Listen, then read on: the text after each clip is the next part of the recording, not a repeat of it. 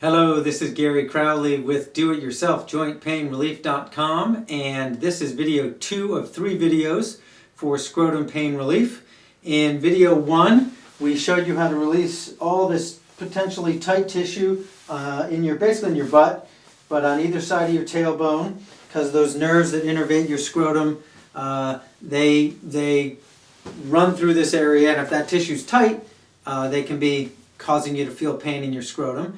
In video 2 here, we're basically going to work on a muscle on the inside of basically your pelvic floor.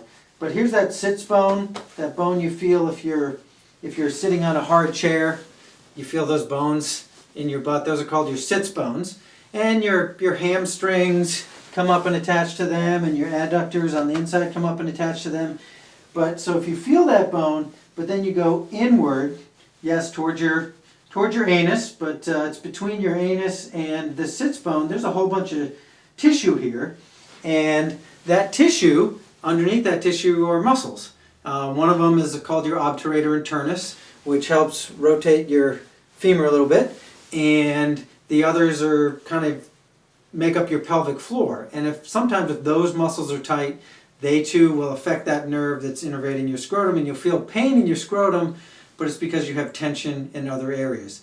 So basically there's kind of 2 ways to get at that. If you sit and you feel that sits bone, and then you scoot up a little bit to the side, and again it's up close and personal here. You know, you're between your anus and your sits bone, but if that tissue's tight, like I don't have a lot of pain here, but there's a little bit of tension there. And this can be from sitting on your computer for 16 hours a day, or whatever we're doing these days in our modern living. It could be from a long drive, or driving too much in general. It can also be from doing a lot of squat type motions. So you can reach up and do that. You can scoot to the side and get under there. You can also turn on your side.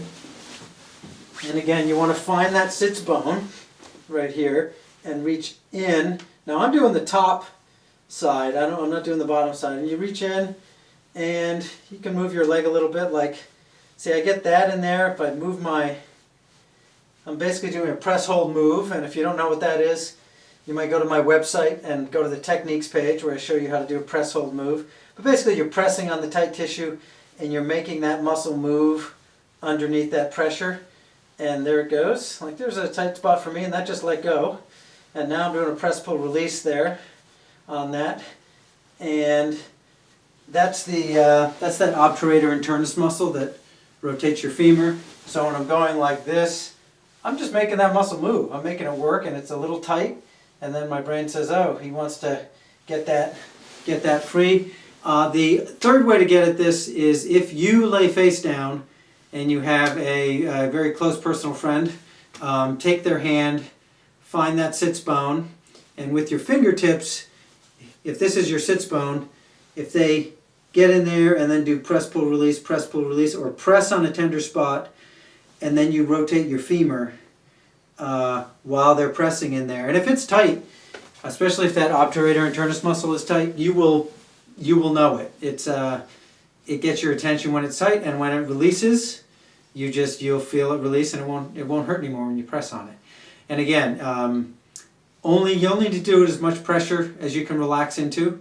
It's no use just torturing yourself. It doesn't actually, in my experience, help the tissue release faster if you're having to bite on a stick as you do this. Just be gentle, feel around in there, and if you have to it's a little tricky on your hands. I got pretty strong hands from doing this for a living, but if your hands get tired, take a break. Do it a couple times throughout the day. It's fine. And but that's video 2. You want to do both sides. Again, you always want to do both sides, because sometimes the other side being tight causes the side that actually hurts to compensate. So do both sides on this, and now self-assess. Notice how tight it was. Notice how much release you got, how much it helped your scrotum pain, and notice if it's still pretty tight and you need to go back and do more work. So that's video 2 of 3 videos, and video 3 is pretty easy. I'm going to show you 3 very simple stretches that will also allow you to assess how tight you still are and maybe kind of where you need to go back and do some work. But thank you for your time, and I will see you at video 3. Thanks.